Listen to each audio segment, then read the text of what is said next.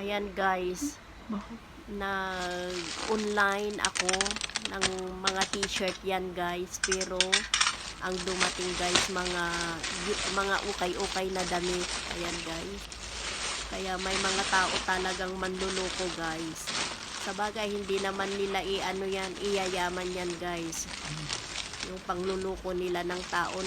Nagbayad ka ng ng tama, tapos ganyan lang ang ibibigay, ipapadala. Yan guys, mga ukay-ukay na ang babaho pa.